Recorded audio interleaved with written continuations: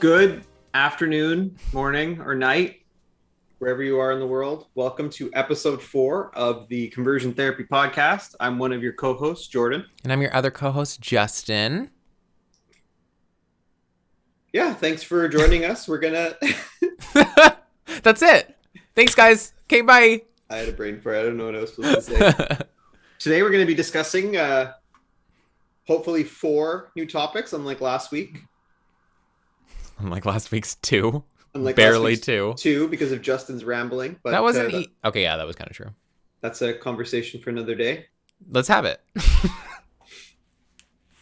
Should we jump right into there? Let's do it. So the first topic we're going to go over is kind of more... It's been going on for a little while. So back in, I think it was August 25th. Yeah, August 25th, 2020.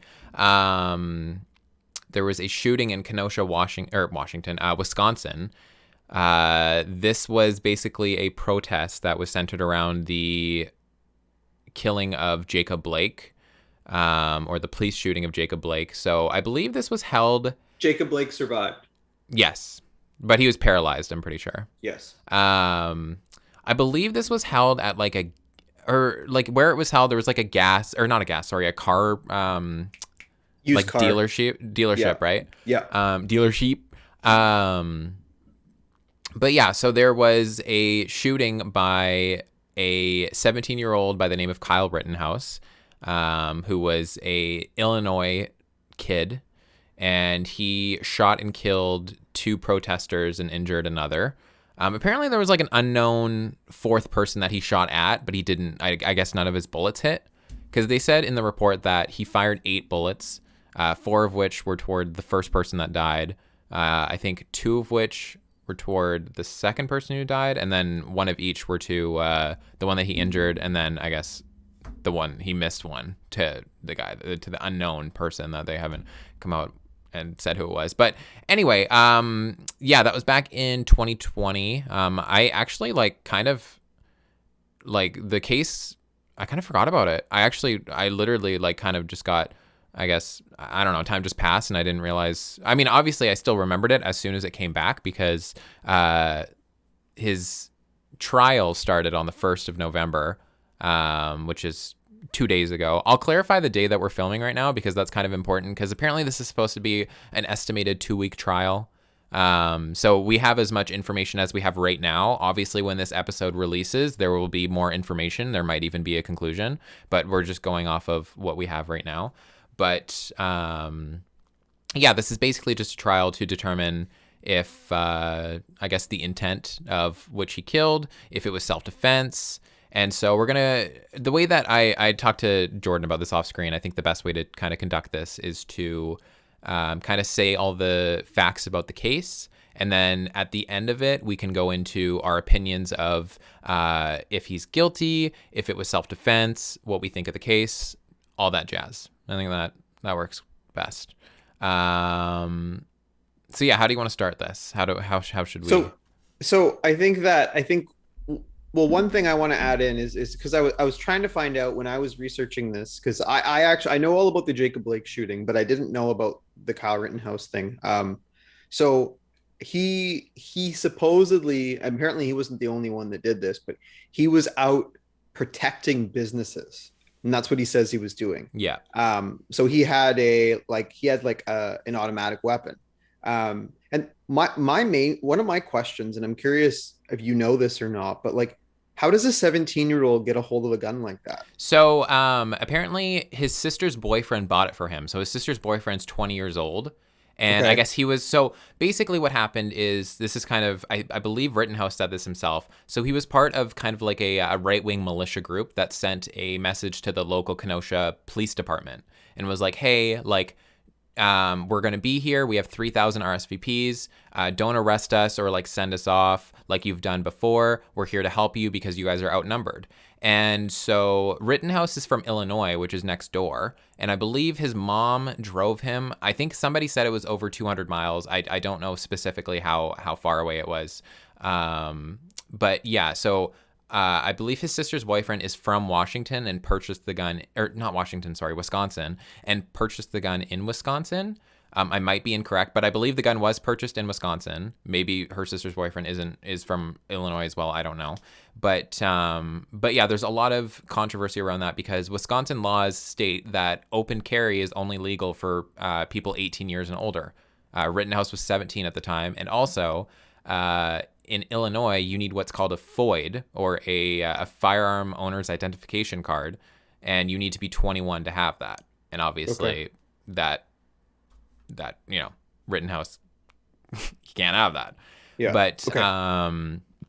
yeah, I mean, basically this case blew up right Yeah, it away, did. obviously, and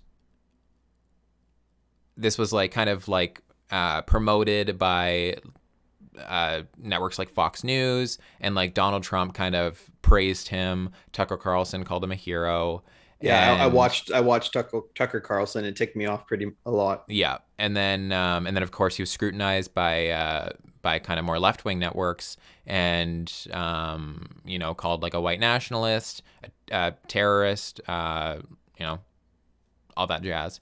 But yeah, so basically this is kind of just all the information that I've got. I did as much research on multiple sources as I can. So what happened was, I guess he was there and he'd kind of been like showing his gun off to other protesters just to not get violent. Sorry, were you gonna say something? Yeah, I just want to add, just for anyone who has no background on this, is so like basically there was civil unrest going on because of the Jacob Blake shooting, and there was a number of citizens that were taking it upon themselves to protect the infrastructure businesses, and that's why he was out there with a gun. He was Yeah. sort of like this militia. Yeah. But sorry, go on. No worries. So basically, he was like brandishing his gun at protesters and stuff, and I guess it was causing like a ruckus. Obviously, I mean, it's kind of to be expected. Apparently, there was this first warning shot fired. It wasn't that close to Rittenhouse himself, but it startled him just a little bit. And around the time that shot was fired, there was I should be more familiar with the victims' names, the names of the guys that have passed. I'm not, unfortunately. I'm just gonna say it as like this person.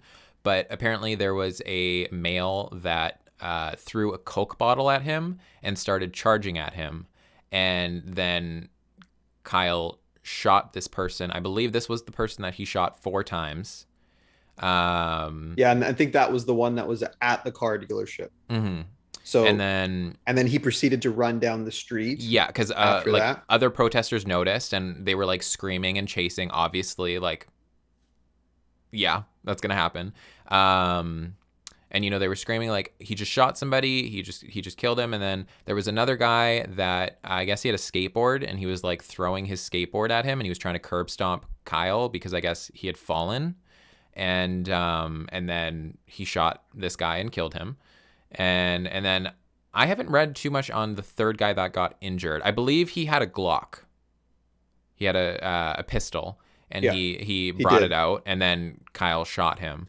There are claims made by the defense attorney of Rittenhouse saying that these people were trying to go for his gun, but I'm pretty sure that incident only happened after he'd fired the first shot.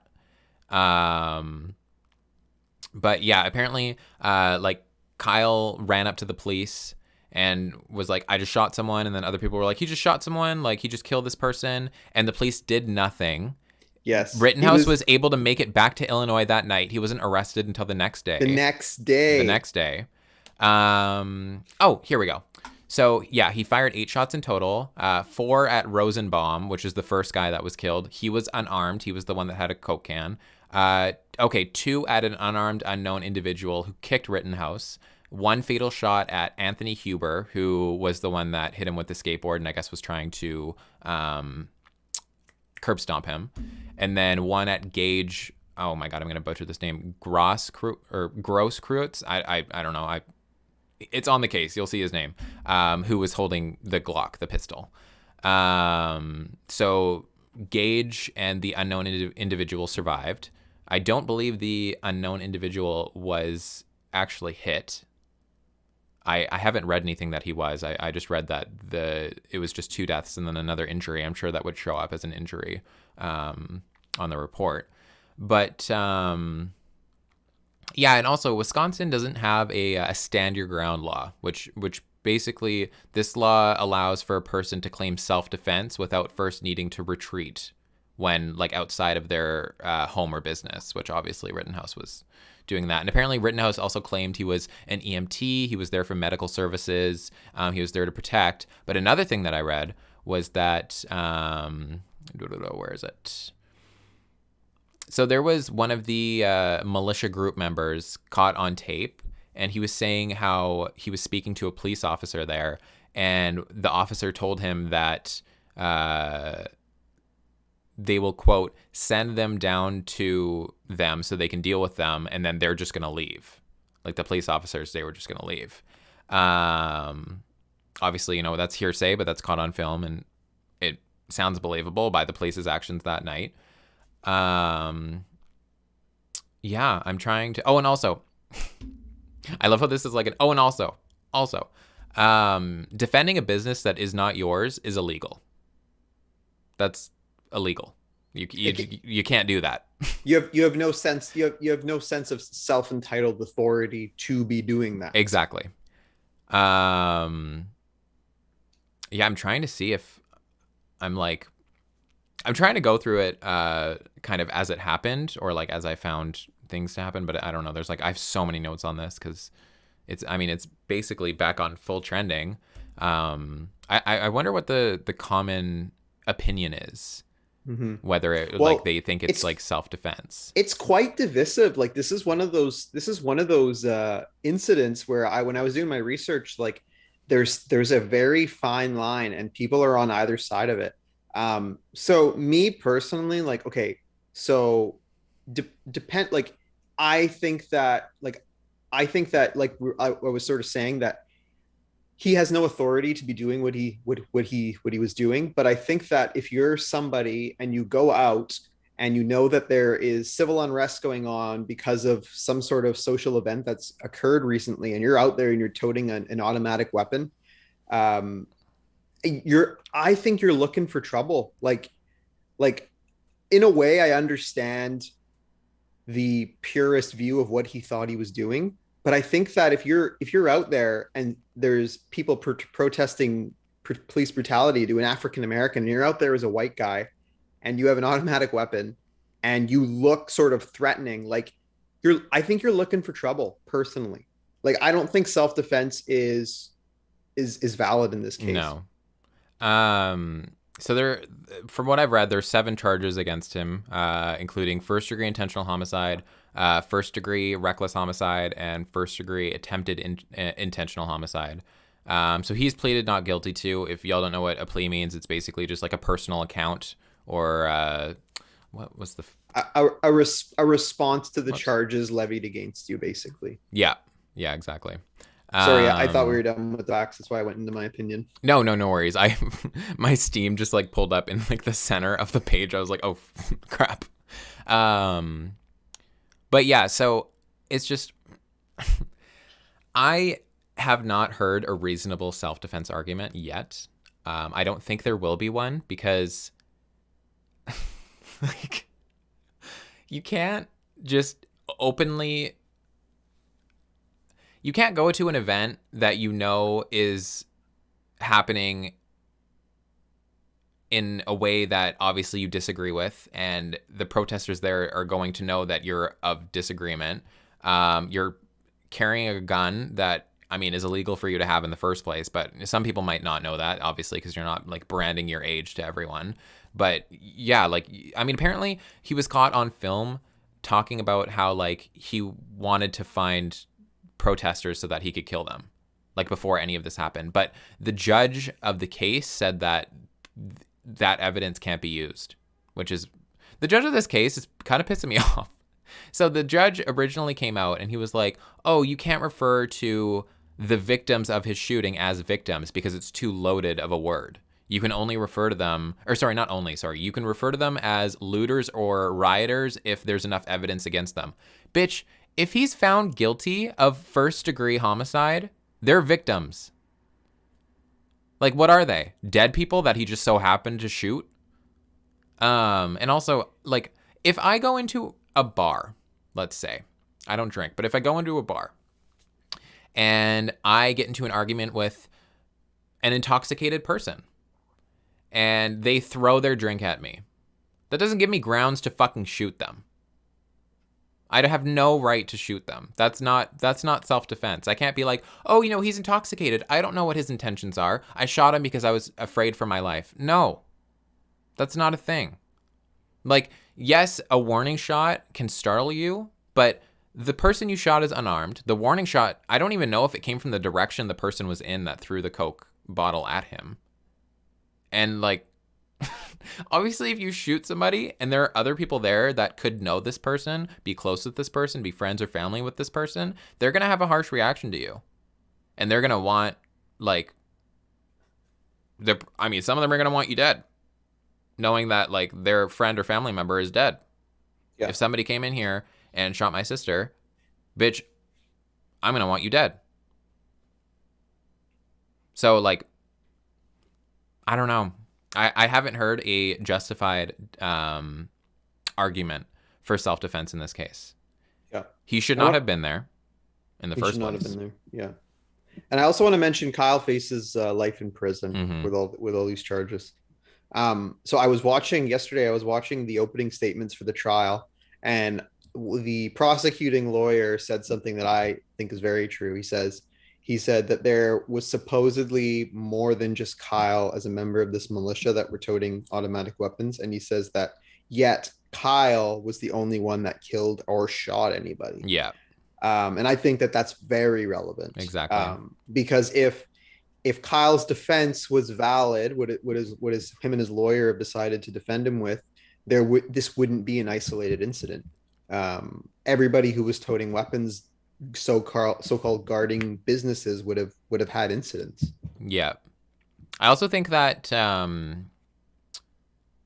I don't know specifics of how long this person or these people should be charged for, but I think his sister's boyfriend should be charged, and I think his mom should be charged if she had full knowledge of the reason that he was going there, which I'm pretty sure she would. But I mean, I don't know how that would work in the. I don't disagree with you. I think that there's more of a case for the fellow who bought him the gun being charged, except not his mother. Mm-hmm. I agree. I don't think that there'd be like sort of like a legal precedent for charging his mother. I don't disagree with you. I just don't think that would happen in a court of law. Yeah. Another thing I wanted to touch on too is like the Jacob Blake shooting, because this is really relevant to this too. Is okay. So have you watched the Jacob Blake? Have you watched the body cam? Yeah. You watched that? I think I watched it. I don't remember much of it. I watched it when it like first came out. Yeah. So basically, for those of you who don't know, Jacob Blake this was probably a little bit earlier in August 2020 than the Kyle Rittenhouse incident. Mm-hmm. Police were called to a domestic dispute involving Jacob Blake. They sort of, a number of police officers were sort of wrestling with Jacob Blake, couldn't subdue him. He sort of got away. He was walking to the driver's side of his vehicle, opened the door, was sort of leaning into the door as police were grabbing his shirt from the back. And then one of the officers proceeded to grab his firearm and fire several shots. The thing that blew my mind to this is, okay, so if you look at the Jacob Blake incident, so Jacob Blake was essentially shot for leaning into his vehicle, and police said that they believed that he was trying to retrieve his knife. But then if you look at the Kyle Rittenhouse case, and he's just shot 3 people, killed 2. He's walking towards police. He's got an automatic weapon strapped to his chest. He's got both hands in the air, and you've got people who are yelling that he's killed 2 people. Yet he is allowed to go. He's not apprehended till the next day. Mm-hmm. I don't know. It makes it the optics of it are bad. It makes me quite cynical. It really frustrates me because I'm going to go here and bitch, I'm going to go here because this is fucking true. And any of you that get mad at me for saying this, y'all fucking know that it's true. If this was a Trump rally and it was a black person in Kyle's place, y'all already know what would have fucking happened. He would be dead. He wouldn't have even had the chance to fire a second bullet. And no one Both parties, because if this happened and I read about this, I'd be like, yeah, that's not self-defense. No one would be claiming self-defense. No one. And it's so fucking ironic to me because I was reading about this when somebody was kind of covering this as it happened. So obviously, if let's say you were in school and a school shooter comes in and kills a handful of people, you have the right to kill them. That is an imminent threat to you and your safety. He obviously has a means of killing other people. You have the right to defend yourself and kill them. So if Kyle would have been killed in this case, I already know right-wing media would have been like, oh my God, what is this? He was just defending himself, blah, blah, blah. Like he did not deserve to die. The other people, whatever. But like in this case, he survived, made it home. The police didn't do shit. In fact, I don't know if they released a report or it was like an officer talking about it. They didn't know what was going on, is what they said. Everything happened so fast. What the fuck? Do you remember the Parkland shooting? Yep. So Nicholas Cruz was the assailant. He was the guy that did the shooting.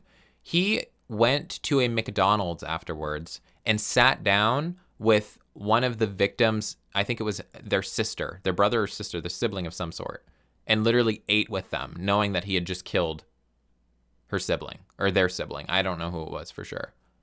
But did the sibling know? Obviously not. Okay. No. But like, and of course he was taken away in handcuffs.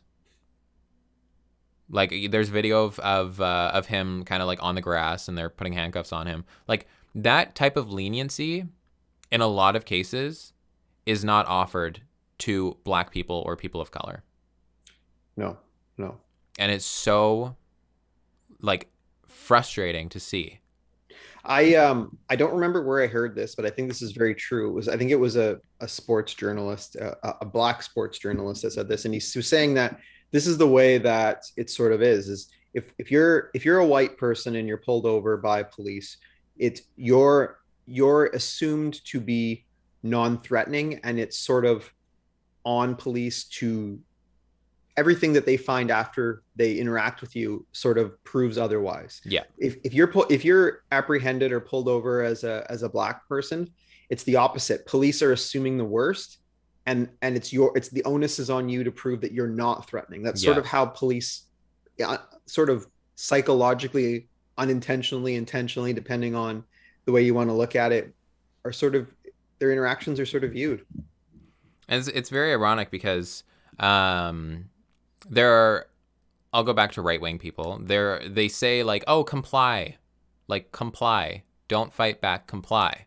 And then, bitch, vaccines came out and they have like headlines of do not comply, fight for your rights, which are not even being touched, don't comply. Okay, but I think I'm going to push back on this one a little bit. I think that complicity it's not comply in every field. Like we're talking about completely different sets of compliance. Their version, right? Well, like, yes, obviously those are two different like circumstances that are happening, but their version of compliance is literally like trying to get out of handcuffs. Like that's what they're referring to. That action specifically is what they're referring to. Like you're talking about in terms of the vaccine? Well, in terms of like both. Like they'll show videos of, let's say, Jacob Blake, which they did. And they were like, he should have just complied. He should have just gotten the handcuffs and then, talked with them and discussed and cooperated. But then there are videos of people getting kicked out and like taken out in handcuffs of like private businesses.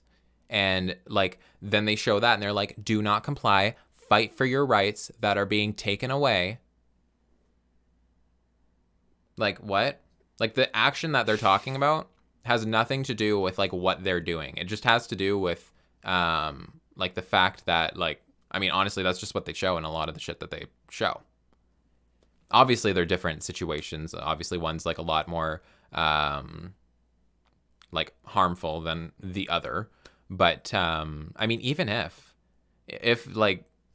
this was shown and if let's say, I don't know, right-wing news outlets showed white people in place of Black people getting arrested, this wouldn't be a compliance issue. Well, I mean, they would still probably brand it as like Do not comply. Like she didn't do it. She was found. Oh, they would probably be like, oh, she didn't do it. She was found to be innocent. She shouldn't have complied in the first place because she knew her rights.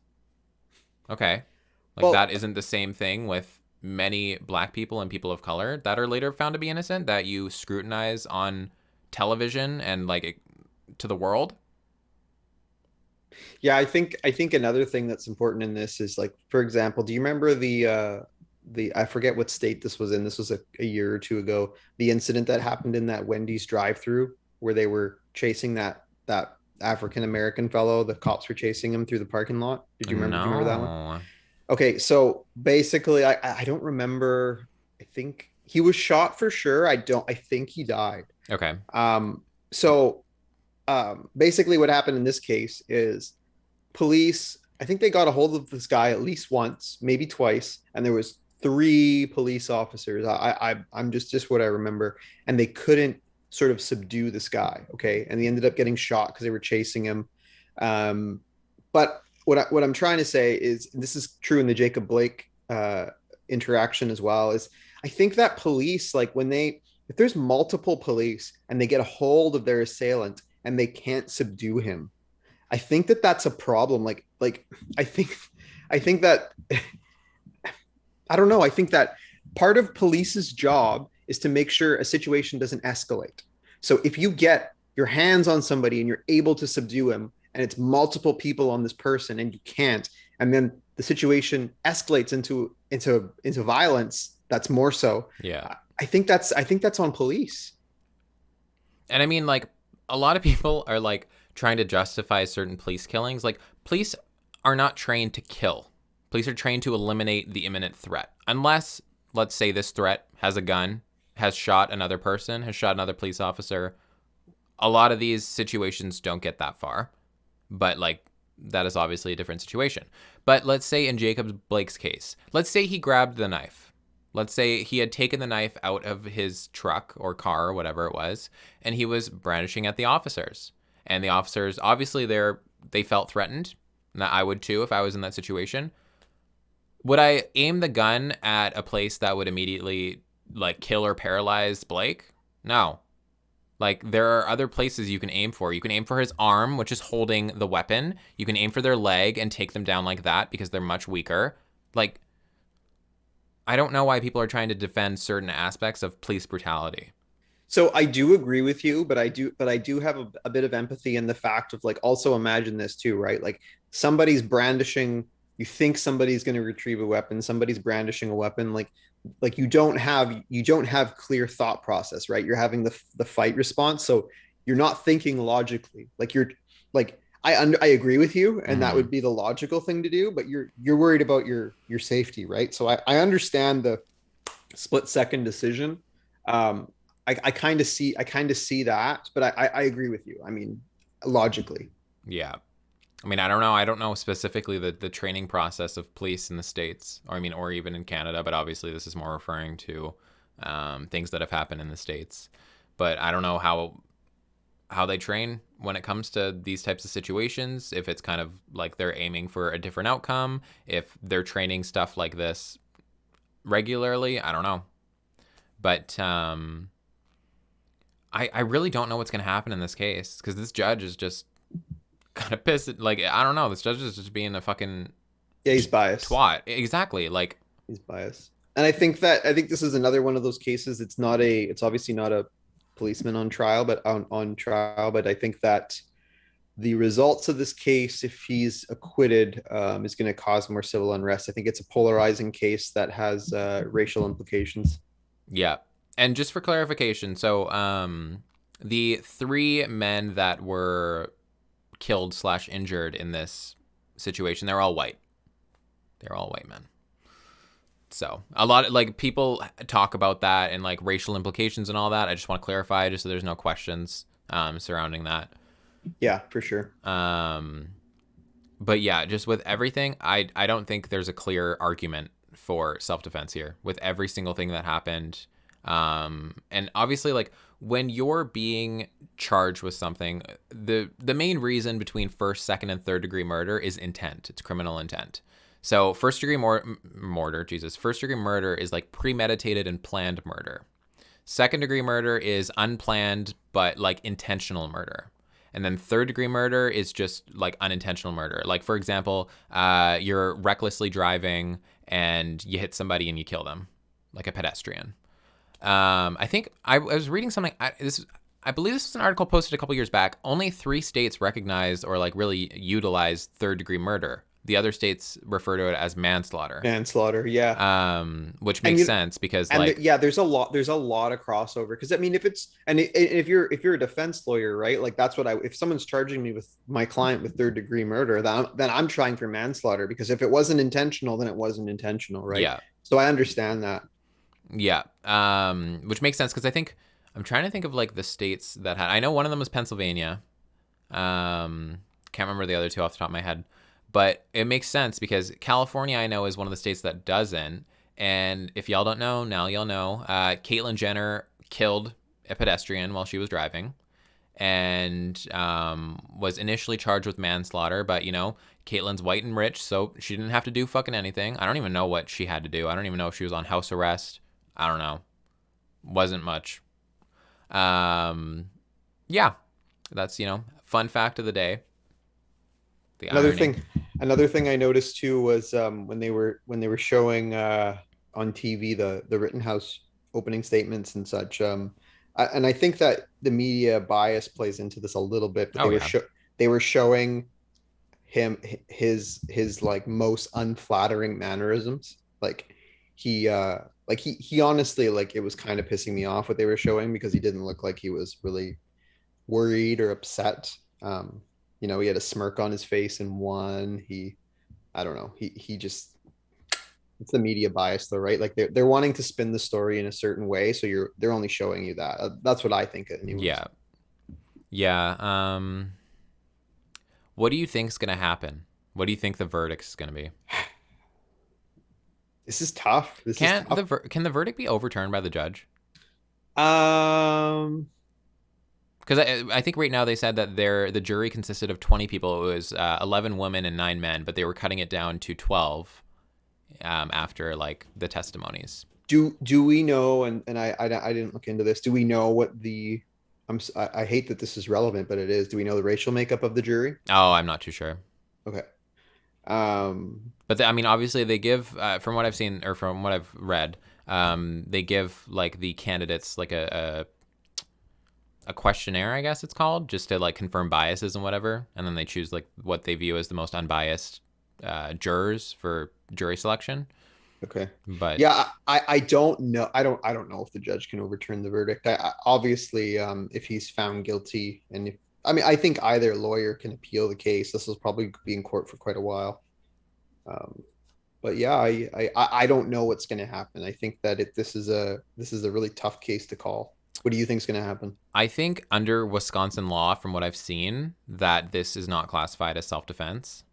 I don't think reasonably it should be classified as self-defense. I really don't think there's any arguments for self-defense, even with like the aftermath of him shooting the first person, having like another person pull out a pistol. Like, yeah, that's gonna happen. They're looking at a shooter, an active shooter in front of them. That's going to happen if they have a weapon to defend themselves. Um, I really don't know. The judge doesn't seem that great at all. But yeah, I mean, I think the intent there is clear. Apparently, his Facebook was like crowded with like pro-Trump and like back the Blue Lives Matter, and all that. And yeah, I think his intent was clearly there. I don't think it was like a premeditated. Actually, you know what? Take that back, because like I'm thinking about how there was evidence that came out, I guess, that can't be used in court for some fucking dumb reason, about how he said he was going to kill protesters. Like I don't know if it was a message that he sent his friends or like a call or whatever. I'm pretty sure it was a message because I'm pretty sure they found it.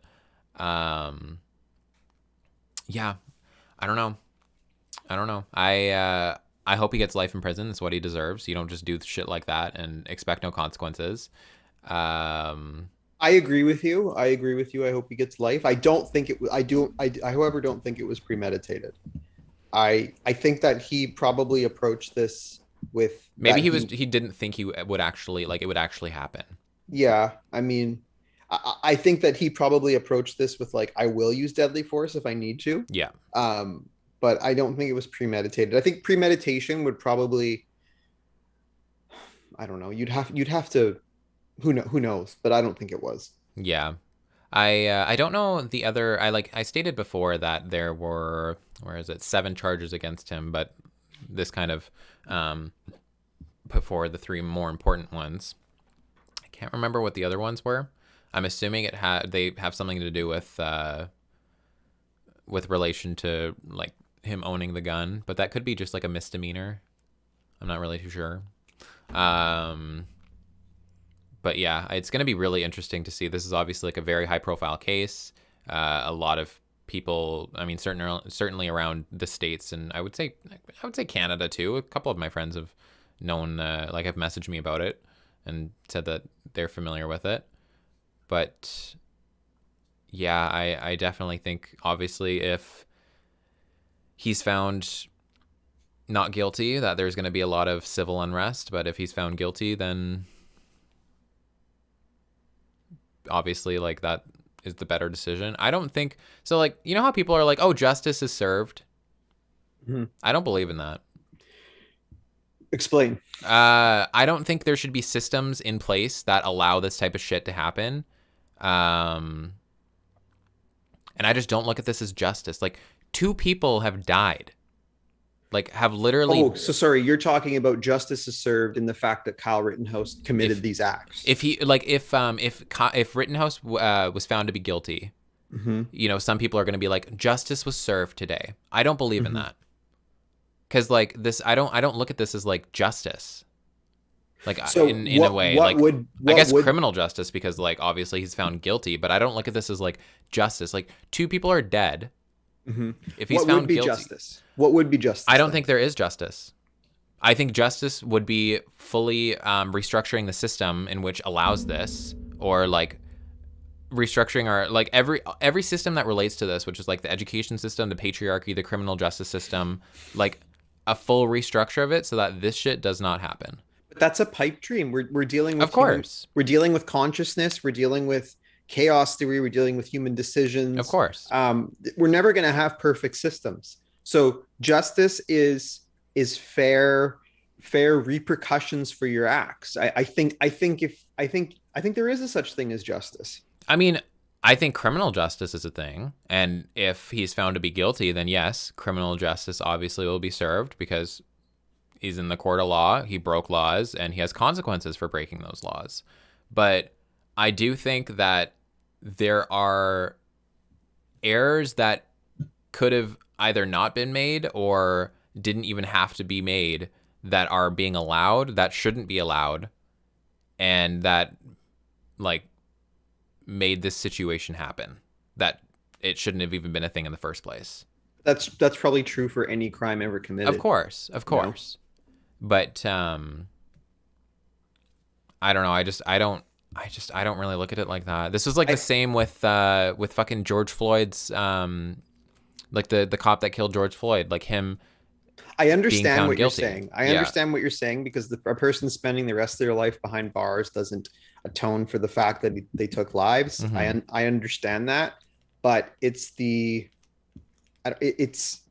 only thing that It's the only like fair consequence for their action. Like, it's the I know only what you mean. it's the only thing we can do, and we can't put prevention in effect for anything. Yeah. I don't think that education, police infrastructure, all those things could have prevented this from happening personally. This specific event. Mhm. I think they could have like major effects on like the generalization of crime if it was restructured. I agree. I think that, but I do think like I understand, and we haven't touched on this at all. We should. I understand like the core belief of let's say you were the owner of that used car dealership, right? and you know that there's looting going on. I understand as a business owner, like you being worried about your business. I Yeah. get that because the activity that's going on, regardless of if it's justified or not, it is unlawful, Mm-hmm. right? Like that was not a peaceful protest. No. But I mean, like, that was I literally like following, like, right after Yes, the complete and unlawful killing, or not killing, sorry, the complete unlawful shooting of Jacob Blake. yes, and the thing is like I so I understand like if this is your livelihood and you being worried about it being damaged, but I also think that like let's say like for example like the night of the Vancouver Canuck riots in Mm-hmm. 2011, right? Like I was downtown. I got out of downtown ASAP. Like you know what I mean? Like there's certain things where like you know that there's violence going on and that like that was obviously that's probably a bad example because it wasn't a protest. I mean that's bound to happen. I mean, I feel like But that's bound to happen because there's two parties. One of them's bound to lose. You know what I mean? but my point is that like if you know that's going to happen, like me as like I would get away from it, you know, like let it sort of burn out. um I wouldn't go into it and try to prevent it from happening. Yeah. Like I have Especially if like you have no experience in law enforcement whatsoever. If by saying this, like his statement about like, oh, we're gonna have 3,000 RSVPs of our militia, like do not have your officers tell us to go home under threat of arrest as you have in the past. So obviously this is something that you have done before, and this is something that you've been told not to do by law enforcement. So it's like, yeah. So I mean I get I understand that, but also like I am in support of it. I think that sometimes certain things need to be done to get a point across. So like in support of like rioting. in support of unpeaceful protest, yeah. Yeah, I mean, I agree. Like the whole no justice, no peace movement, like I'm behind it. Yeah, and like this just needs to be said, and this is just evident in like what is shown on certain media, and like even by like Republicans or right wingers themselves. They care more about businesses than they do about human lives, in particular people of color, because you will never ever hear them talk about like they will worry so much for the business.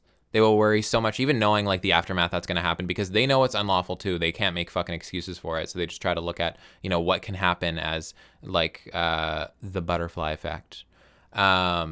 And they will be like, oh, you know, people are burning this down, burning cities down, which is not happening. But like burning buildings down, you know, like doing this, like these are people's livelihoods. Like, bitch, yeah, these are people that are still alive. Their livelihoods. There are people that are now dead that you don't give a shit about. American citizens that you don't care about that died at the hands of police unlawfully because they live in a position where they are fully in power and think that that's okay. And obviously they continue to get away with it. Derek Chauvin's like the first high profile case where he's actually been convicted. Yeah. Like what?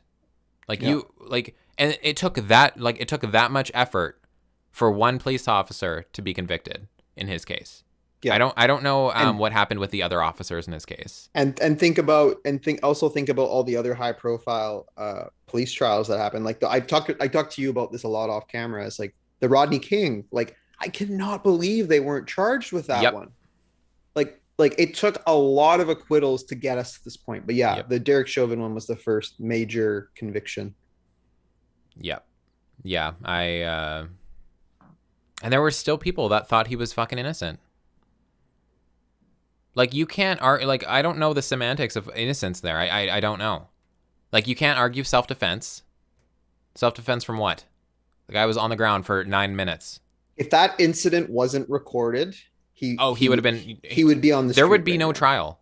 Yeah. There would be no trial at all. Even if people knew about the case, if there was no recordings of that incident, nothing would have happened. Yeah. At all. He would be on the street right now. He'd still be a cop. He'd still be killing people. But oh my god, I just picture I have his picture, like the picture of his face in the back of my mind right now, and bitch. Fucking hope he rots in prison. Do we have anything else to kind of go over with this case? Not me, not me.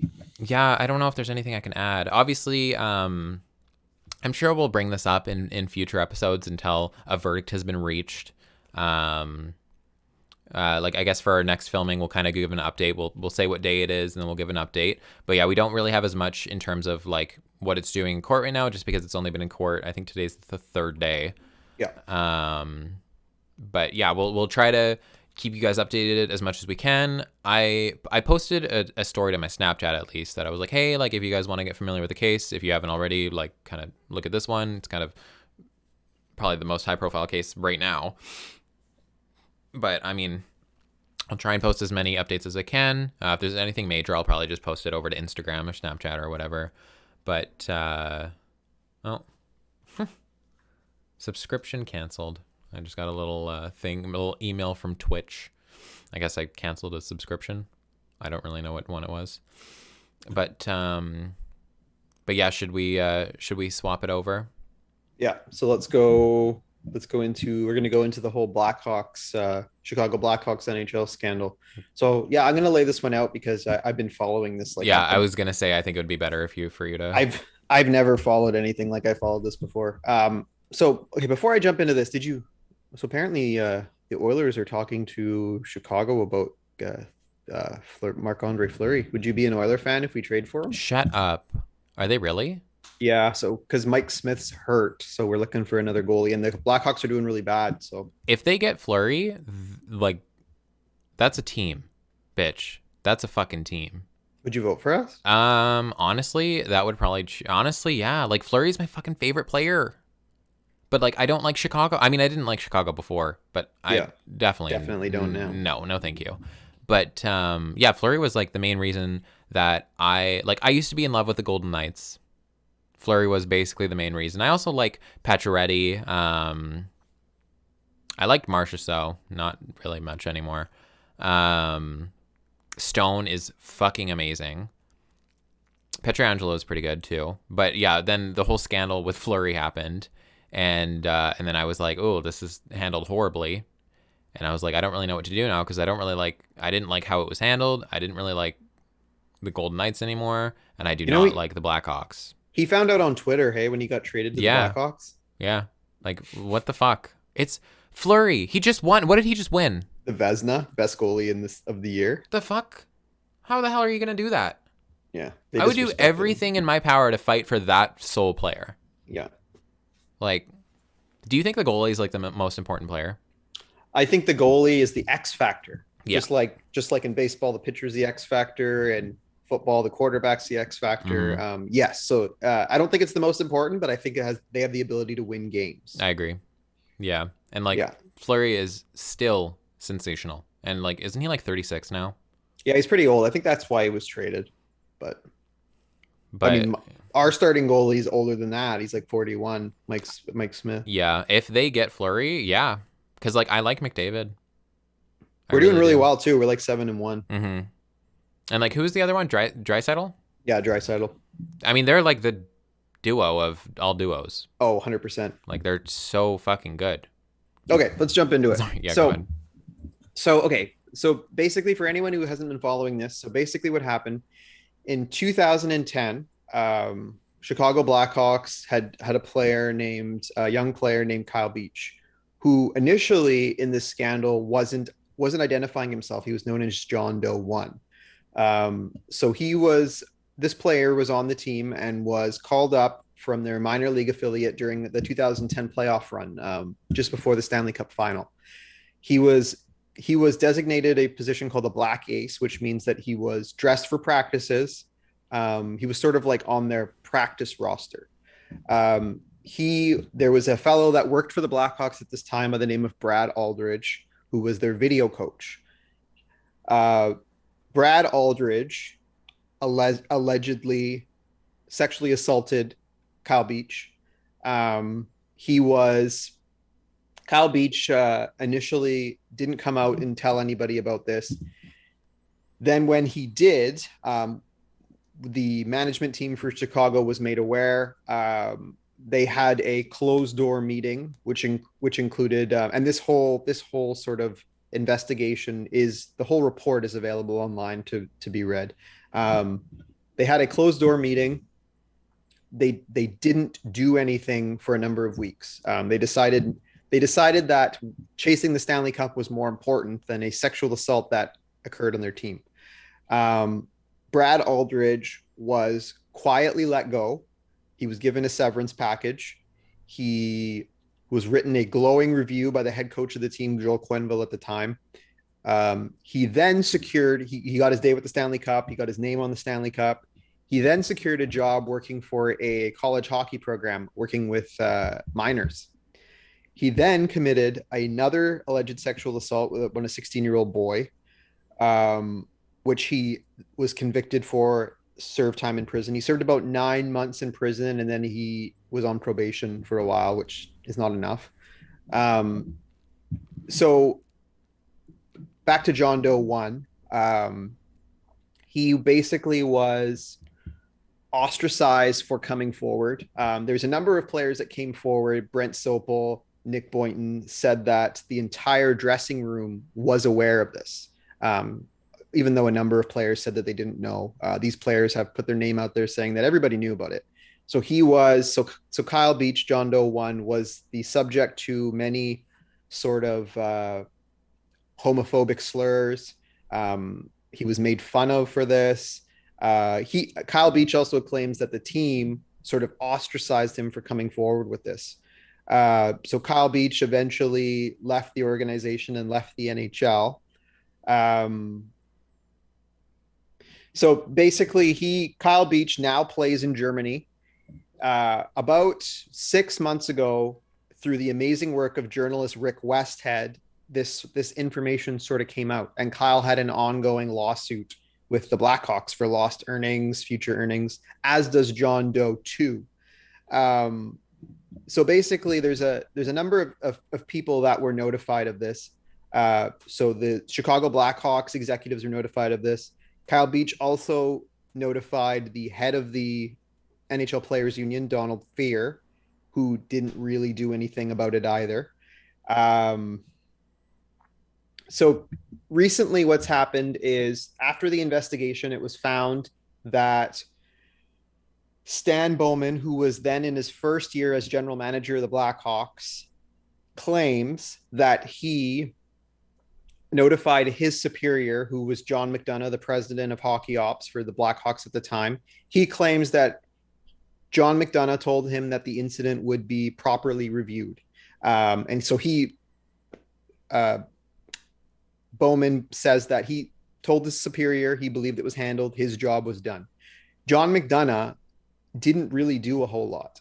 And there's a number of current or former NHL employees that were implicated in this. So Stan Bowman, who stepped down because of the scandal, was sort of point one.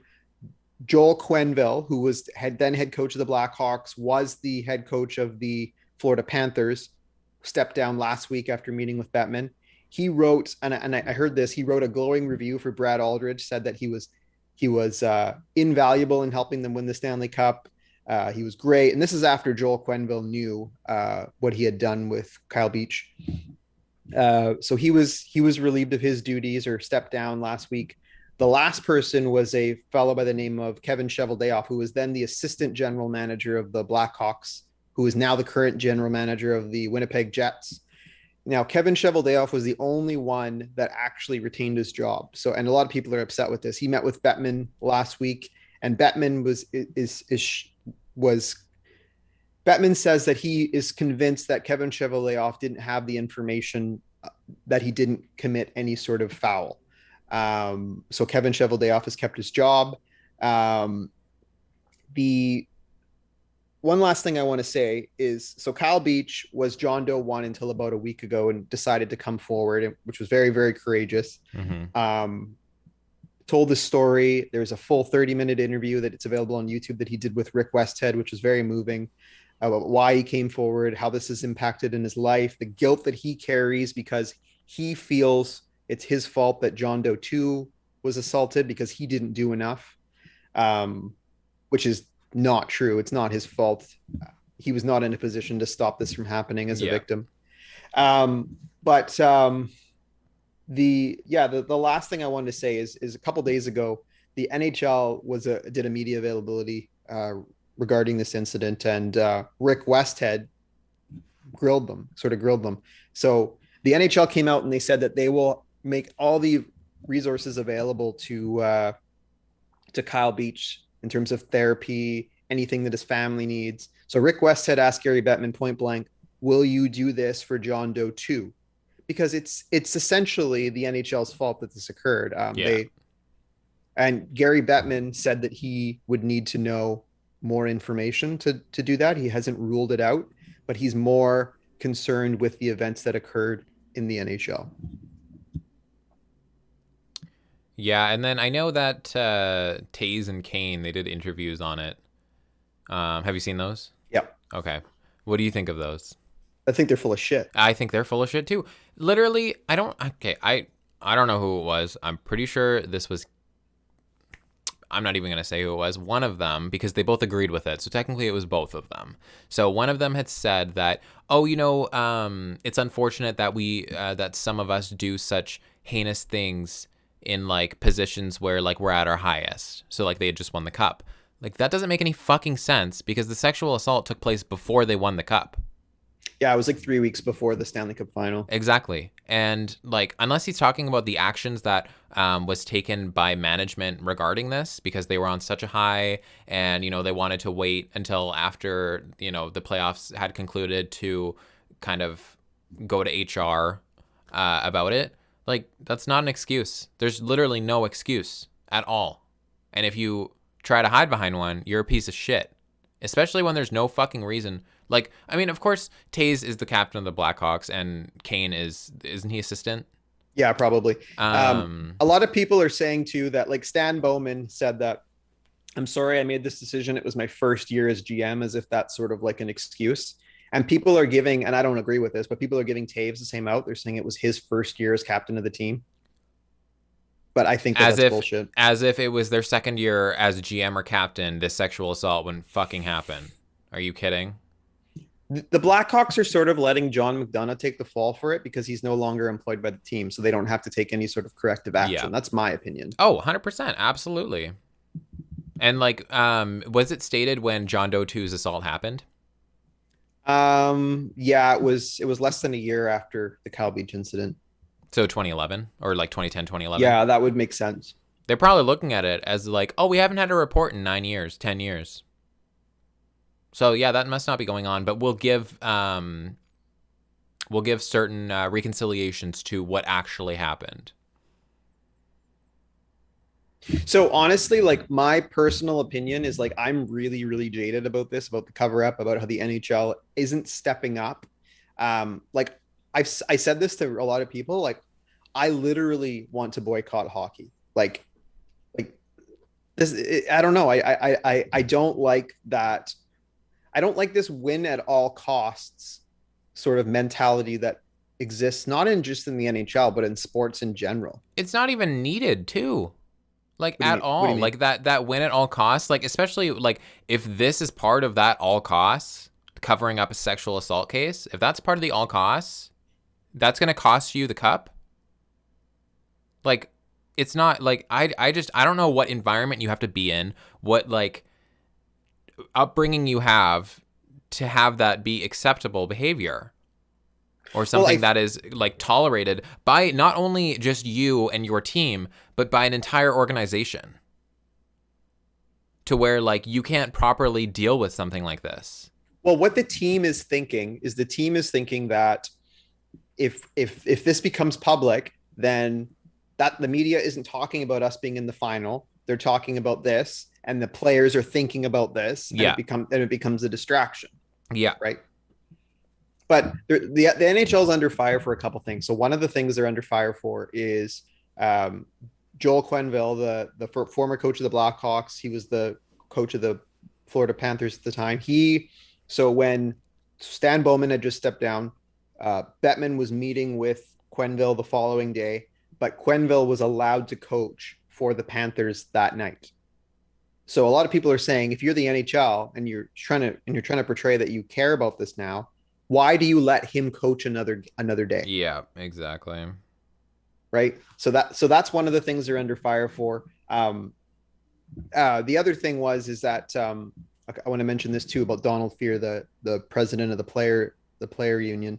So uh, Kyle Beach was seeing a therapist after this happened to him, and he communicated to his therapist that he wanted Don Fear to send a message to, I think it was to USA Hockey about Brad Aldridge, so this didn't happen to anybody else. Hmm.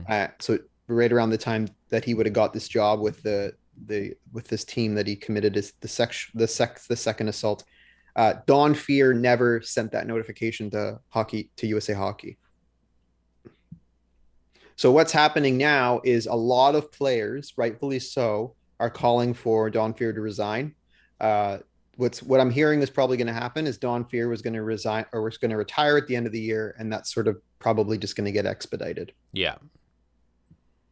Yeah, most likely. I mean, like, even thinking about it in like the moment, he really had like no consequences. He lost his job, but found another job. And he got a Like, severance package. exactly. And bitch, he got a championship ring. He was able to have a day with the Stanley Cup. He was present at the banner unveiling ceremony in October of that year. Yeah.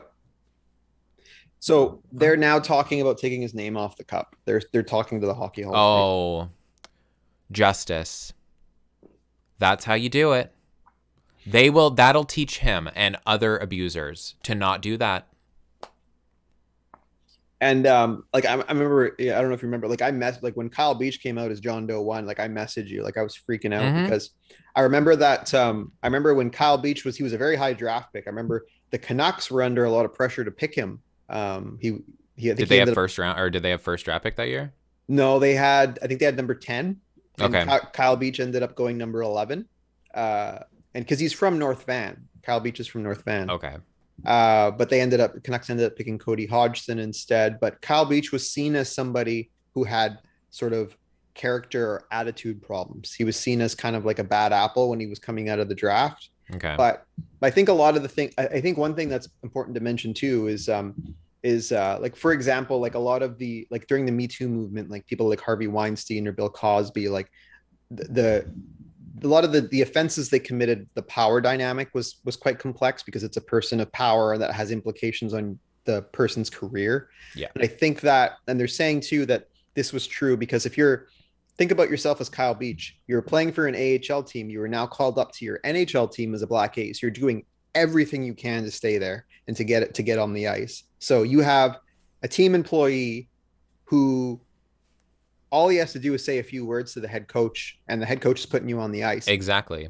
right? So it's it's tough. Does like Kyle Beach is sort of biting the hand that feeds him if he fights back on this. And apparently, in this report, it said that Brad Aldridge, after he committed this offense, told Kyle Beach something to the effect of, "I can ruin your career." Mm-hmm.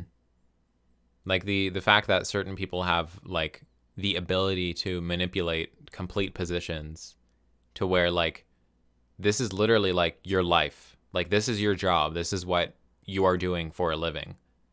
And the fact that within an instant of you not consenting to sexual activities, yeah, that can just be taken away from you. And to a point where like I'm sure there was probably some talks of like no one will ever believe you. Or like this will never get anywhere. This will never happen. Like your career will go down before anyone even knows that this happened. Yeah. And that's like honestly that's common in a lot of these types of experiences. Like with the gymnastics coach that sexually assaulted I think it was the US women's gymnastics team. Larry Nasser. Yeah, Larry Nasser. And I mean, I don't know what goes through these people's minds or like who has told them in their life that that is anything near acceptable or like just. I don't know. It's just like reading up on the story. Yeah, cuz I became familiar of it through you messaging me about it. because you were like, we need to talk about this. And I was like, okay, cool. Like, yeah, definitely we'll add it. And I actually, I don't really pay attention to hockey that much. I used to be a pretty big hockey fan. I used to root for the Canucks. This was when I was very young. But I kind of lost my touch with it. I kind of really only got back into hockey because like my best friend at the time was into hockey as well. And, we went to a couple games, but I had no idea that this was even a thing. And like reading up about it, knowing that this is over the span of over 10 years now is insane to me. That like shit like this like is still going on. I'm sure there are other John Does that have not come forward yet with their own allegations and experiences. And like there's so many like people that think that this is okay and like they can abuse their privilege and their position of power. And I don't know what part of the system makes them think that way, because there are people that get away with it. Maybe it's just them knowing that there are other people that get away with it and they can use that. But like I just I don't even know what to like fully make of the situation that's happening. Like I feel horrible for obviously Kyle Beach, and like there are people out there that question why it took so long for him to identify himself as this John Doe. And I know from firsthand, when you have something like that and you come forward with it, obviously like it happened with him. His team looked at him completely differently and singled him out. You're looked at as a weak character. You're looked at as not a man because you can't deal with shit like that. Because, you're just supposed to be a man. You're supposed to be grown. You're supposed to have this like masculine male lifestyle that's so completely toxic and like unjust whatsoever. And that's just supposed to be something that is just common. You're just supposed to deal with it and move forward with your life because you have great things happening in your life. You're a first round draft pick. You're making a lot of money. You have potential. You could be the next big thing. I mean, apparently you could only be the next big thing if this person says that you can be the next big thing. But if you don't do sexual activities for them, that's not going to happen anymore. Mm-hmm. Yeah.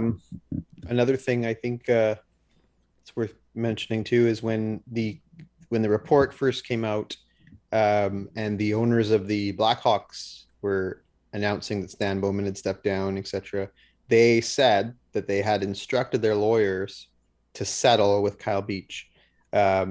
What happened the next day, Rick West had reported. So apparently there was the year of 2010, there was a sports psychologist working for the Blackhawks that they think that the Kyle Beach's lawyer thinks that they have really, really important information that would have big implications on the case. So they filed a motion to depose this person like right away. Mm-hmm. The day after this report came out, the Blackhawks filed a motion to block this.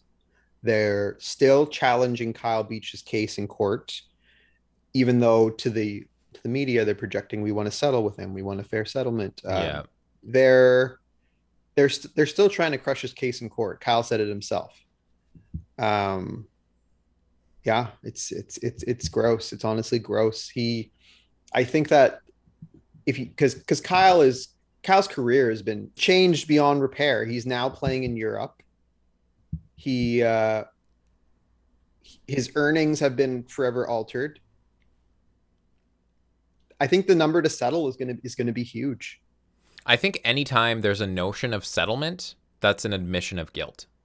You don't settle if you know that a certain thing didn't happen. I don't think that that's always true. What I've heard is that this is the way that settlements are done. So let's say somebody's suing you for $100 million and you think as the defendant that there's a 10% chance that they might win their case, then you want to settle for 10 million. That's sort of how it's done. I mean, I'm sure there are cases where like if they have the money and they don't want to have to go through with like the potential of them paying full, then yeah, they'll settle. But I mean, a lot of those cases still result in like, if you know you have a just case and you know something did not happen and you're completely like in the right, you're not guilty, there should be no reason for you to have to settle. You should have enough evidence that promotes you as the party that will walk away with like the correct judgment. Like there should be no questioning there. But yeah, obviously, like I'm sure, yeah, there are cases where people are like, oh yeah, I have enough money. You know, we don't really have to worry about this. This is just something that we have. We can do this. Let's make a settlement. But I still think in those cases that it's probably majority of them are like them admitting to it and them just not wanting to have the repercussions of their actions. But yeah, I mean, it's an extremely unfortunate situation. I like obviously wish that it didn't happen. I'm sure anyone sane would wish that it didn't happen. It's unfortunate that this is now ongoing for 11 fucking years. Honestly, 11 and a half years. This was in May of 2010. It's now November of 2021, almost 2022. I wish nothing but the best for Kyle Beach. I hope that he excels where he is now. I hope that, like, I don't know. I just hope that he has a great life. This is just an extremely unfortunate situation that happened and something that should not have even happened in the first place, obviously. I don't know if there's going to be like anything put in place that like the franchise is going to do to make sure that people know that there are blatant consequences for this, because they haven't yet. I don't think that they're sorry it's happened. They're sorry that it's come to come out to the public. It's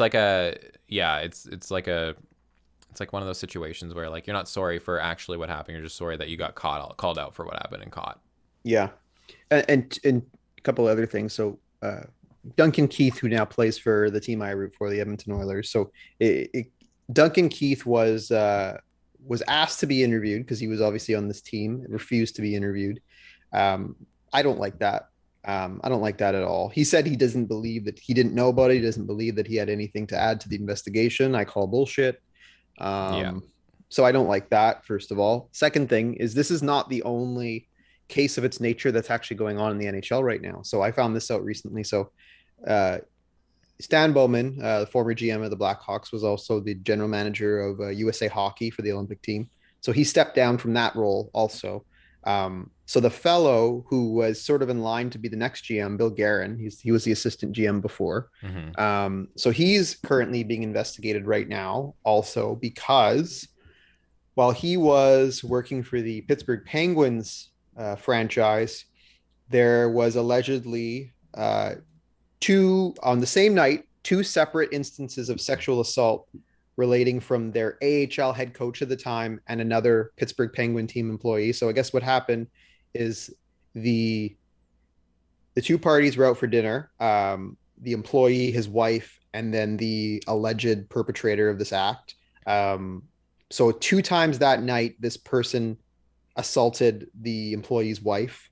So when the husband of the victim came forward to Bill Guerin, he did fire the person who committed the act, but he told the other employee to keep it quiet. He said, don't let anyone know why he was fired. He claims he was ostracized for coming forward. And then a year later, he was laid off due to COVID related issues. Mm-hmm. So this person has now filed a lawsuit against the Pittsburgh Penguins. This is in the last couple of days. And there's a separate investigation going on into Bill Guerin as well. So this is the person that's supposed to take over for USA Hockey for Stan Bowman. Yeah. Good Lord. NHL's fucking fucked up. So that's why I don't want to watch hockey anymore. Yeah. I don't. And honestly, it don't affect my life. But I mean, I never really was into it like you were into it in the first place. Yeah, I mean, obviously, like as time will pass, I'm sure more information will come out regarding these cases. Yeah, for sure. I knowing the NHL, I don't see them actually taking adequate responsibility and implementing like consequences for, you know, future, if this were to happen in the future. But I mean, like, what's like the best case scenario that can happen Like if this happens again or from this case? from this case, like going forward? I think the only thing that can really happen is the NHL makes their resources available to John Doe 2, and both of the plaintiffs get a fair settlement. Yeah. I think they But it, should put like rules in place regarding this in like actual. I mean, I don't know how specifically it works for different or for yeah for different franchises, but well, the NHL's punitive action was they fined the Chicago Blackhawks $2 million. But honestly, that is nothing mm-hmm. to an NHL franchise. Like, come Yeah, on.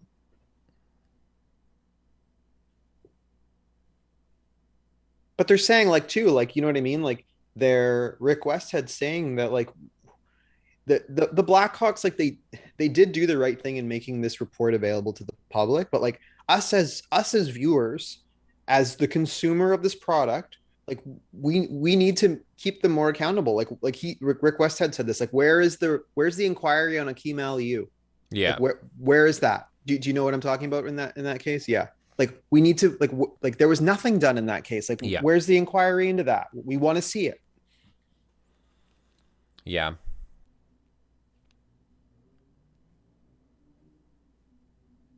Should we Well, what are we at for runtime right now?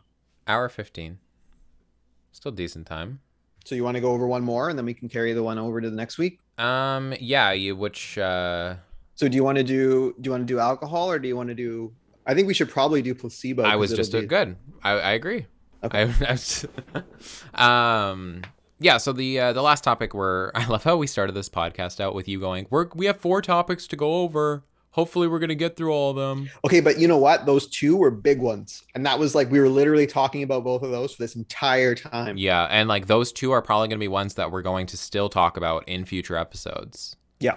So yeah, the last one that we're gonna go into, I think we might have mentioned it in the last episode or not, because the last episode, of course, we went over the butterfly effect. I don't really know if we mentioned the placebo effect, but yeah, that's what we're gonna go into now. For those who don't know, the placebo effect is basically just an effect that's used in scientific study, just regarding the efficacy of placebos, or like the knowledge or kind of the brain work around placebos and then the actual given medication. What should we go into first here?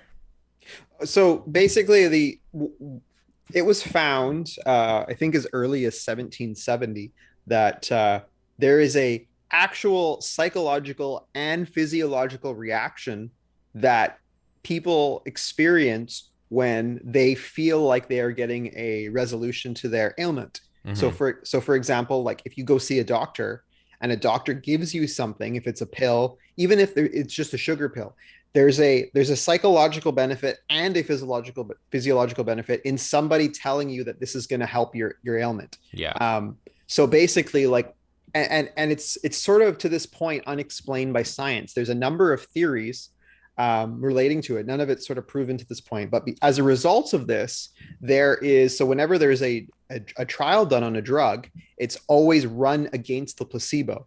So so basically there's a control group that thinks they're getting the medication, and there's a control group that's actually getting the medication, and the actual medication control group has to show benefit greater than the placebo for the drug to have any sort of efficacy, which makes sense. Mm-hmm. Because if you're not getting greater than the placebo, then taking nothing has the same sort of effect. But yeah, so I mean, it's a phenomenon I think to both of us, and that's why we've decided to discuss it. That's really, really interesting. Yeah, it was like I feel like growing up, it was like more of like an underground sort of, I don't really know what to call it, like a theology. It was kind of like brought up and it was never really like explored in the classes that would bring it up, or I never really explored it myself until like recently. I knew it was something that was always like of interest to read about, because it's something that obviously is just kind of like, I don't know. Like, it's one of those things that you look at it and you go, holy shit, like, this is actually really interesting to learn, and, like, realize that we, as, like, a species, react to certain things in a certain way when our brains are adjusted to think of those things in a certain way. Have you ever heard of the Nocebo Effect? Yes, I have. That was really cool to read about too. That was really cool to read about. Yeah. So, for those who don't know, the nocebo effect is basically, I guess, kind of the opposite of the placebo Yeah. effect. So I have negative expectations induce negative outcomes.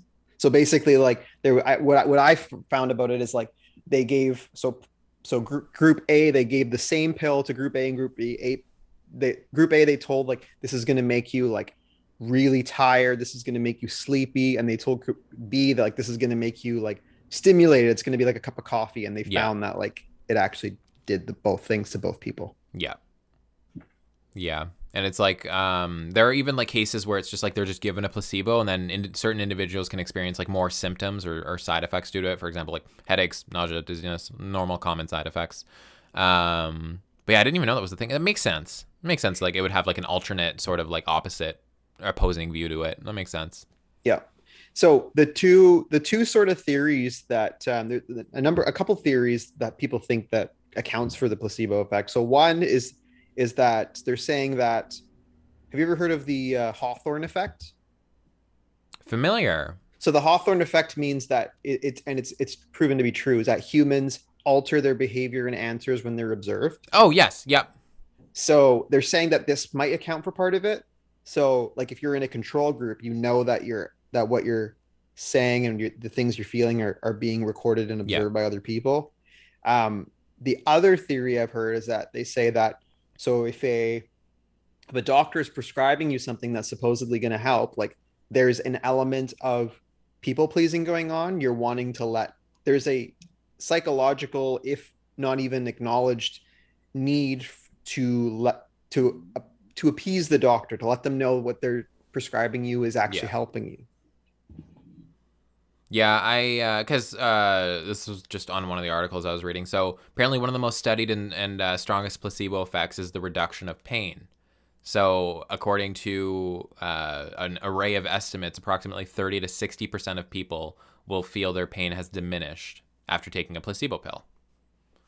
Um, yeah, and then they did, where is it? Here it is. So they did a 2014 study, tested the placebo effect on 66 people with episodic migraine who were asked to take an assigned pill, either a placebo or Maxalt, which is, I don't know if I'm saying this right, rizatriptan, which is just a known migraine medication, to rate their pain intensity.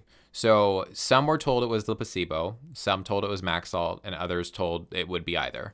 So the researchers found that the expectations set by the pill labeling basically influenced the participants' responses. So if somebody was given Maxalt, but it was labeled as a placebo, it had the same effects as a placebo that was labeled Maxalt. So it's just like how your brain works around it, which I think is pretty cool. I mean, obviously the Hawthorne effect can easily apply to this, but I think I feel like, I don't know, I feel like there's obviously many studies done out there that doesn't have as much to do with the Hawthorne effect. Maybe that's just me and my mind wanting for this whole thing to just be based on fact and not have influence or bias from that. But it was also interesting to read about. Do you know what a double-blind study is? Yes. So for those who don't, it's basically a study in which neither the participants nor the researchers know who's getting the placebo or the real treatment, and then kind of results are found after a certain amount of time with said treatment. So it's basically, that's, I guess, a risk of a subtle bias. So it's an easy way to avoid it, which I think is extremely smart. But yeah, they say the most accurate data is able to be extracted from studies that use the double-blind effect, which I think is pretty fucking cool. Yeah, that is cool. Another thing that I found was interesting is that they also found that if you told the control group that they were getting the placebo, there's also research that shows that they still have a benefit in their symptoms, Hmm. which is really interesting. Yeah, that is cool. They should have just given like the anti-vaxxers sugar water and then saw how they reacted. They should have given them sugar water, branded it as ivermectin, and then they should have done another study where they gave them the vaccine and branded it as ivermectin. Of course, I'm not actually saying this because this violates so many HIPAA laws, That's where I'm going with this. What do you think about the ethics of placebos? Like in terms of like if you're so let's talk about the COVID vaccine. So let's say that you want to be in the trial group and you want to have protection from COVID. So you think you're getting protection from COVID, But you're actually but just getting a but you're getting placebo. the placebo. What do you think about the ethics of the placebo? Um, it's a good question. I think in some cases it can definitely be looked at as like, because it's a question of if, obviously, if you're going into a trial, you sign a lot of papers to go into it. And so there are a lot of like terms and conditions you go over before doing so. I don't know if certain studies don't include the fact of, oh, hey, you might be lied to. Well, I think no, it must. Like I think the legality of it is fine Yeah. because the pharmaceutical companies are going to cover their butts, but like legalities and ethics are completely different things, Yeah. right? I think if it's stated in the forms that they sign and they're fully made aware of it and they go into it consensually, then I can agree with that. Obviously, it's going to be shady in instances where people are of higher risk and maybe they're doing this trial in the beginning and they're given the placebo, but maybe they're told it's the vaccine, or maybe they're just not told what it is at all. They're just given something and they kind of go and think that they're getting the vaccine and they're more protected against let's say COVID, and they're just given the placebo and maybe they get extremely sick from it. Obviously, that's a huge problem. But I don't know. Maybe I'm basing mine more on legality because it's like already gone over in certain form. If it is, then I hope it is, and it's a consensual agreement that they're signing into. What do you think?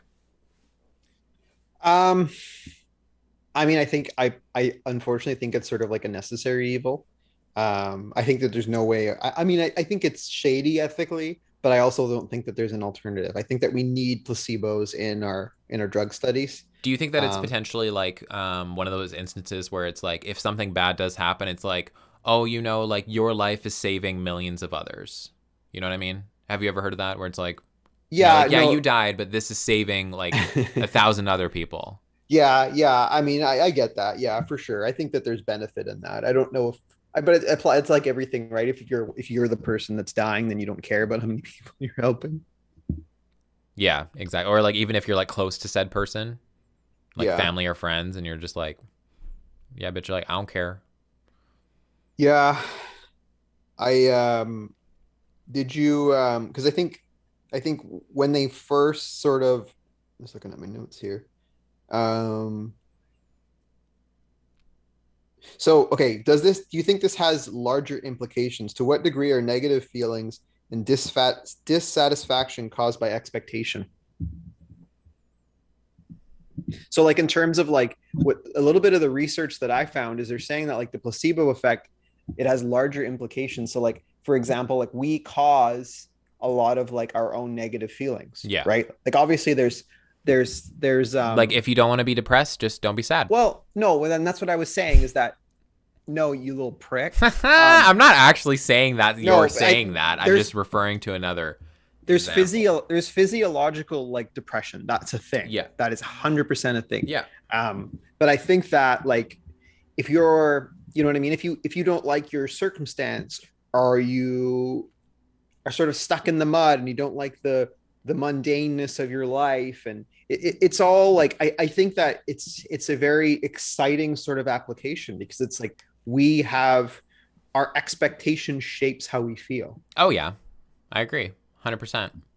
Like I remember somebody, oh god, I can't remember where I first got this from, but they were talking about like if you're going into a situation and you're like extremely nervous, there's really no reason for you to be because you're basically putting yourself through it twice, which Yes, I've like heard that too. makes like I heard that and I was like, "Ooh, bitch." I was like, "I'm not going to take that into my life. I'm still going to be nervous as fuck," but that makes so Mm-hmm. much sense. Mm-hmm. I heard Um I heard a mindfulness someone who was doing a guided meditation, and they said like okay, they were talking about for example like let's say you're getting your tooth pulled next week, right? And you're worried about how much it's going to hurt, and you're anxious about it, and they're like they said to you, okay, are you in pain now? No, I'm not. Well, then why are you going to put yourself through that pain now and then go through it again in a week? yeah. Yeah. I think if I ever get like a surgery, I'll just like break my hand before it. And they'll be like, "Why'd you do this?" And I'll be like, "Well, because I mean, you said like I should put myself through it twice. You're repairing my hand already." It's already going to be repaired. I might as well just break it. Because I, if I get used to this pain, it's not going to be as painful in the future. well, I think that yeah, you should definitely use that strategy because you could yeah, the only surgery I I should see do you that with my getting head, and then I can fix my hairline. the only surgery I see you getting is maybe to fix your face. Yeah, I know, right? Yeah. You should come with me. A little duo action. I'll fix my forehead. You fix your nose. I knew that's where you're going with it. You fucking dropped the first one, bitch. Yeah, I just yeah, rallied yeah. off of it. Yeah, I guess. You know what we didn't do this episode? We didn't What? talk about if anything exciting happened. Yeah, because we wouldn't have talked about any of the fucking subjects if we did it like last This time. episode would have just been like, oh, hey, bitch. You're like you're like a child where like you just like, hey, shiny thing, and then you like talk for half an hour. You know those scenes in movies where it's like I'm talking and then like it'll like fade into a new frame, but it's still I'm still talking, and then it'll fade into a new frame, but I'm still talking. Yeah. That's literally that's And then what it's it like, would happen. yeah, it's like you as a baby, and then you as like a middle-aged person, and then you as an old person, just like talking the entire time. Yeah. Even like as a ghost, when I'm dead, I'll still be talking. My mouth will still be moving. What do we have for running time? Hour 32. Okay, so should we do the Yeah, episode? of the session. Of the session. You got any? Um. Hmm.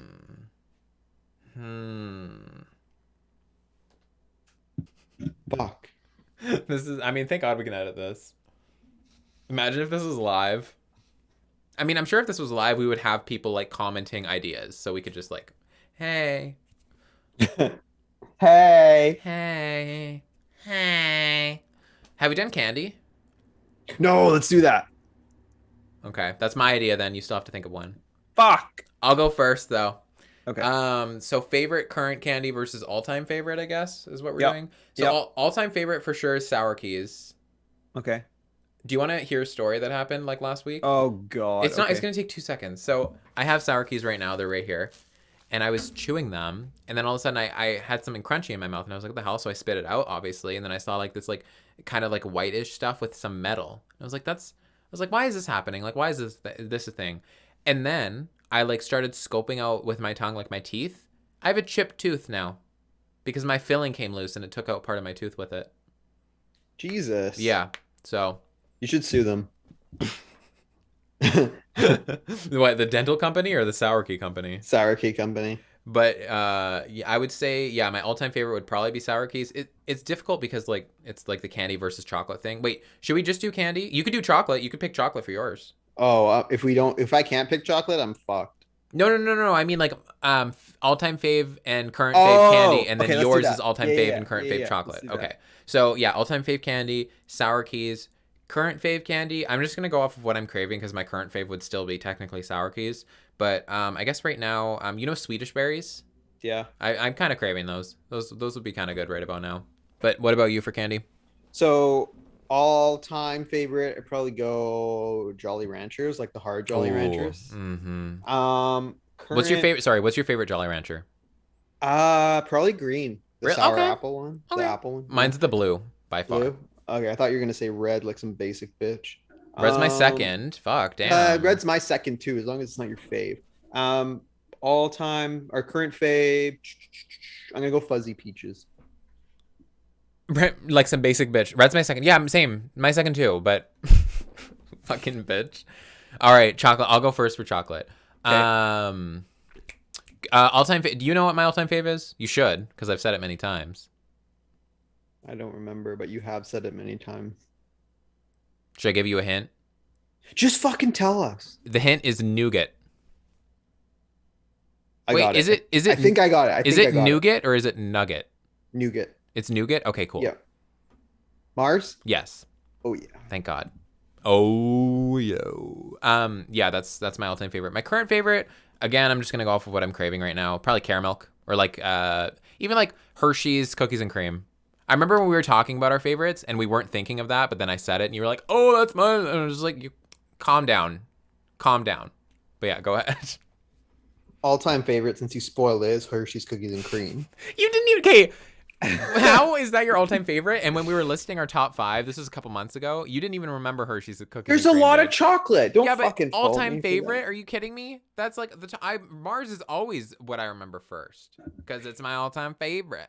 Current favorite, you're gonna hate this. Wait, I am gonna hate it. Yeah. Can I guess it? Okay. Okay, I'm gonna have. Okay, don't say if it's.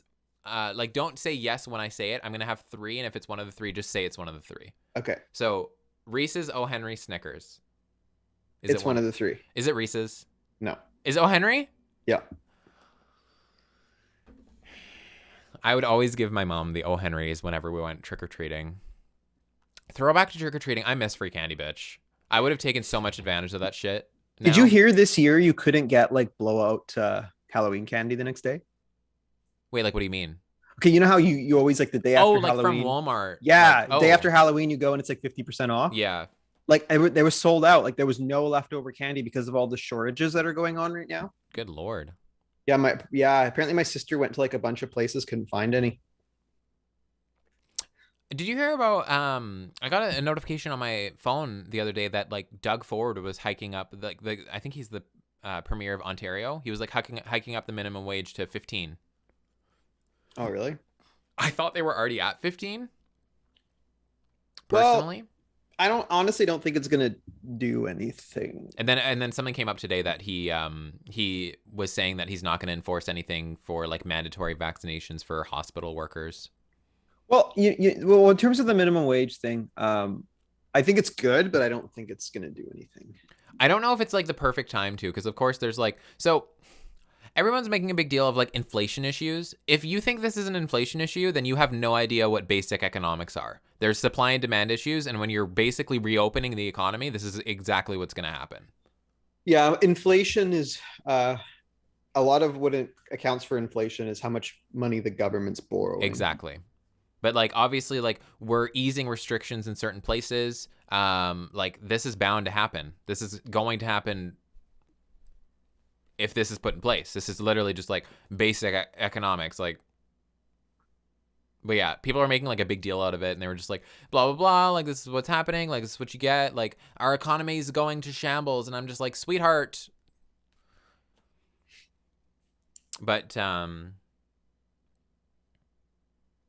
sorry, what? I said, should we sign out now? Yeah, I guess we should. Thank you guys so much for joining. Let us know what you think. We'll cover obviously some of these topics most likely in future episodes. We hope you guys enjoyed.